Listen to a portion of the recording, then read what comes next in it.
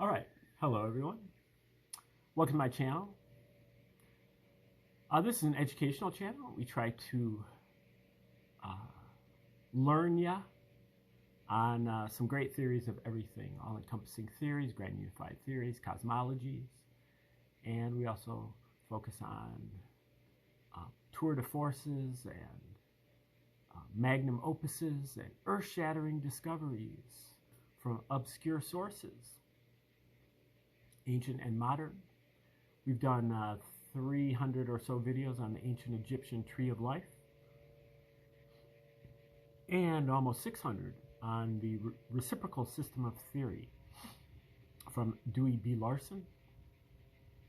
And that, in my opinion, is the greatest grand unified theory out there, where he unites all of science, all the major fields of science, and he also unites science and religion all under one same theory. He has one theory and he applies it to every subject that he can get his hands on. Before he died in 1990, a guy named Bruce Perret, Dr. Bruce Perret, also carried on his work until he died in about 2020. And don't know what's going on with him now, but Mr. Larson's theory is not going away. Those nearly 600 videos I have on there, I don't know anybody that's got even 5 videos on the reciprocal system other than that.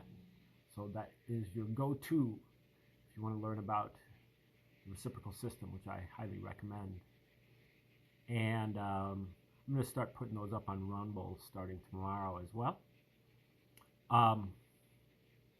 But now we are on a different unit, which is called the Reciprocal Church, named in honor of Mr. Larson. And what we're doing here is trying to amass many resources, spiritual resources that we can find from great sources who, spent their whole life, for a big chunk of their life, working on something and really did a great job with it, but didn't ever get recognized. And a lot of this is ecstatic music and dance, entheogens, and intense long-term endurance exercise, and deep forms of meditation. And we're going to get into some sacred geometry and probably get back to a little bit of astronomy, astrology. And but the reason why we're trying to put all these resources together, I envision that one day that we're going to have a world where everybody has a different religion. It's their own religion, the religion that they put together.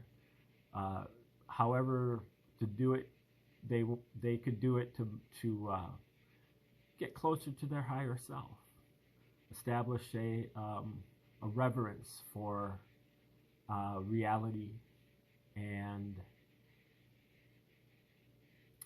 everybody's got kind of a different way of doing that. And I think this is going to be what happens after all of the major religions collapse under the weight of too much fraud. That includes the Western religions that I include as Christianity, Judaism, Islam, and then also Satanism and atheism. All of these things are frauds.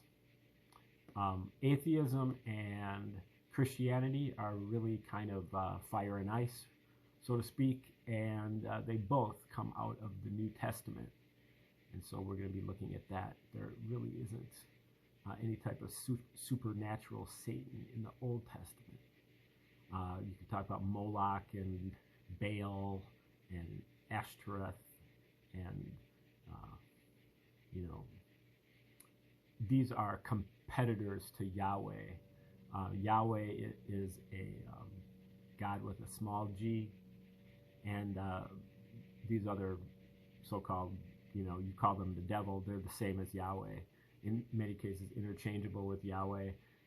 Yahweh invaded the Old Testament after the 6 days of creation, and I think maybe about the 5th or 6th day. So the God with a big G makes it through about not even one chapter of Genesis, and then it's over. So now we are looking here at New Testament scholarship. I think if you really do a deep dive on the New Testament, you will discover that it is written in its entirety by the Romans, the Caesars of the first century, particularly the Flavian emperors from 69 to 96 AD. That is Vespasian, Titus, and Domitian in that order. Vespasian is the father of Titus and Domitian.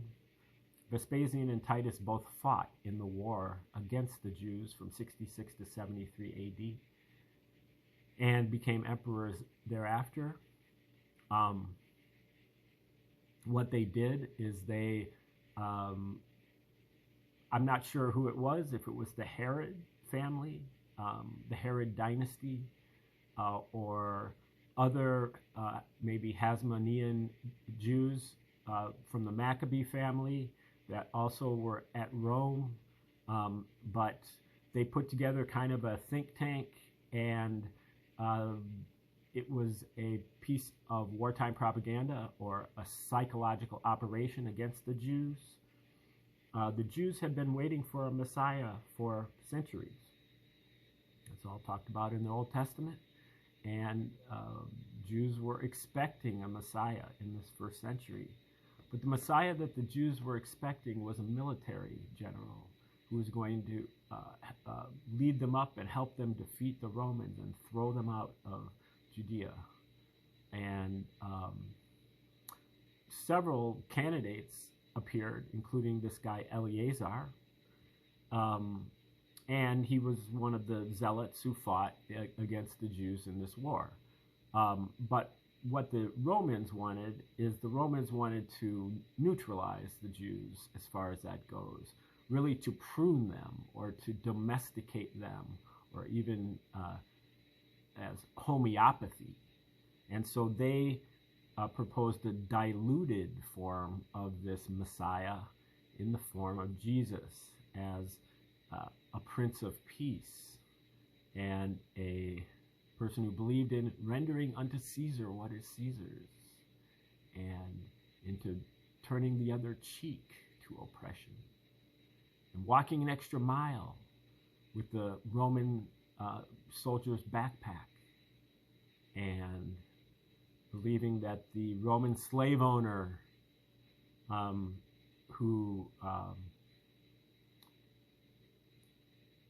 that the Roman slave owner has the greatest faith in all Judea.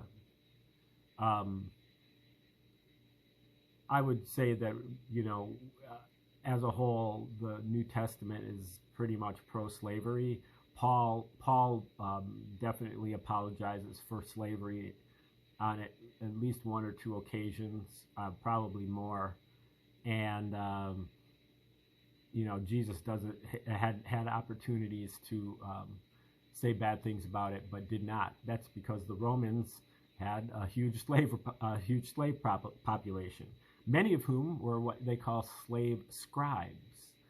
They were involved in being human copy machines, and that is how the Romans did it. What they did is they created this character named Josephus, and like he was an alias.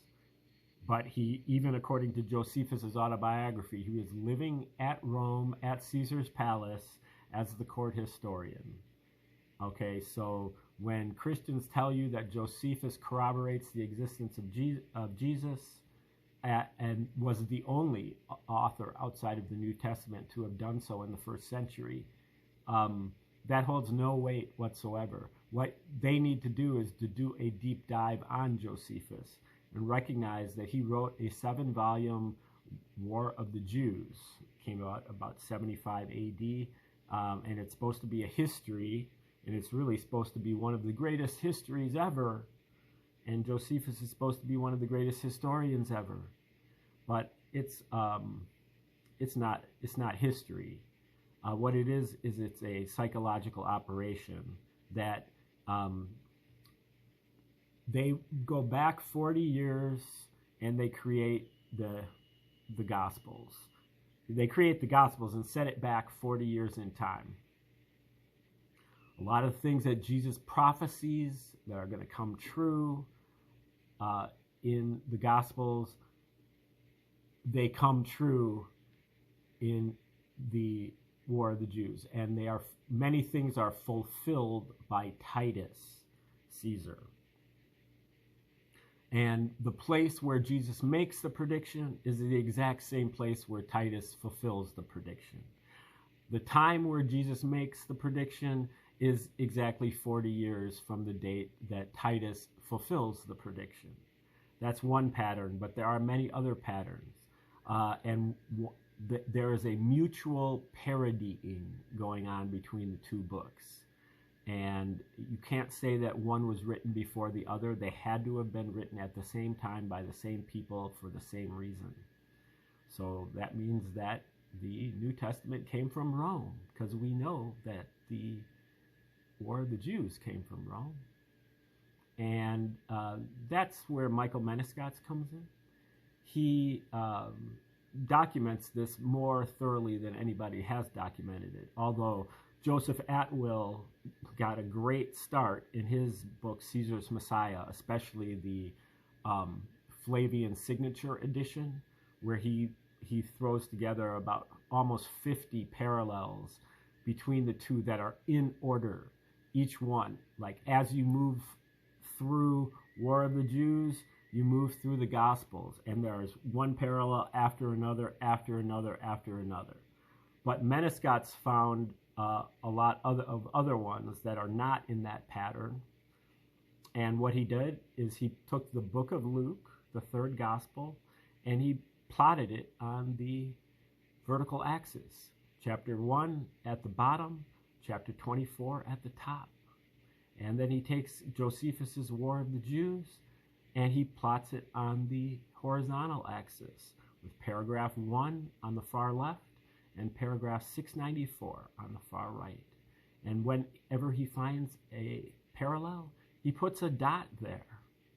And lo and behold, he found 250 parallels in the book of Luke. Some of these parallels are weak. Some of them are devastatingly strong. There's enough of them that are devastatingly strong that you realize that the weak ones are just there to fill out the pattern, but that they are intentional as well. I don't think there's a single word in the Greek version of the New Testament, the original. Both the New Testament and War of the Jews are in Greek. And I don't think there's a single word in there that's not supposed to be there. Every time they make an offhand comment, that's where you go to look for the parallels. Hidden, some of them are incredibly well hidden. So we're going to start, and so after plotting all 250 of those points, they make 5 near-perfect Latin letters, A, P, T, V, S. I believe the T and the V are for Titus and Vespasian, or possibly Titus Vespasianus. And the AP, I believe, is for Arius Piso, possibly Aegeon Numa, or maybe Aries, but it doesn't really matter. It was somebody at the court of the Caesar's palace, and it was. I think the main point is that the Romans actually signed their names to the book of Luke. So we're going to start looking at some of these parallels right now. This first one is from Jewish War 540, and that is book 5, chapter 2, paragraph 3. As Passover approached, Titus established a base for 2 legions at the Mount of Olives. And in the city, the Jews were fighting other Jews. but then turned their focus on attacking Titus. So the Jews were trying to kill Titus. Titus set up his base for the legions, so at Jerusalem, or at the Mount of Olives. So he was going to attack the temple during the day and rest at the Mount of Olives at night, which is the parallel with the book of Luke, chapter 21, verse 37. As Passover drew nigh in the day, Jesus taught in the temple, and at night he lived at the Mount of Olives. And the Jews tried to kill him, for they feared the people, meaning that Jews were fighting Jews. And so that very short parallel, that very short passage from both books has a number of parallels in it, but I don't consider it to be a strong parallel, but it's definitely there. Now, what was I going to say about this? Yeah, well, so this is a parallel that fits in with the general pattern. Jesus has a 3-year military campaign in Judea. I mean, a 3-year ministry in Judea. And Titus has a 3-year military campaign in Judea. Every place that Jesus goes, Titus goes. Every kind of little adventure or drama that Jesus gets involved in, Titus gets involved in a correspondingly similar drama in War of the Jews. So that's, again, one major pattern. There are many others, though. Okay, let's see his analysis. In the parallel above, Jesus' teaching in the temple is equated with Titus's attacking it. Combining them, we have a message that Titus is teaching them a lesson implicitly for seeking independence from Rome. Okay, now it's time to turn the page, which tends to be somewhat of an adventure. See if we can do it cleanly here. No, not exactly. Somehow that's the wrong page. All right. You see, I have to take pictures of these pages because the type is so small. There literally are like over 1,000 words on these pages. Okay. I mean, like, we go through one page a day, basically. I know I do a lot of talking, but still. Okay, this next parallel. War of the Jews, 553 and 555. Book 5, chapter 5, verses 2 to 4. In the temple, there were 3 equal pillars with titles on them. Above these pillars hung an inscription in Greek, Latin, and Jewish letters, saying, Jesus the King did not reign, but was crucified by the Jews for prophesying the destruction of the city and temple. This curtain was whole prior to this generation, since the people were pious. But now the curtain was suddenly torn from the top to the bottom after they delivered via bribes the benefactor to death. Okay, that matches up with Luke 23, verses 33 to 45, at least excerpts therein. There were 3 crosses, and they mocked him, questioning whether he was really the king of the Jews.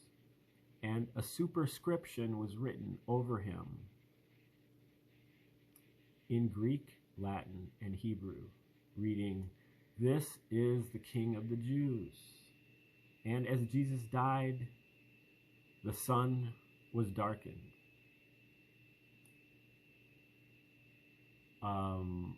Don't know what's going on. Holy shit.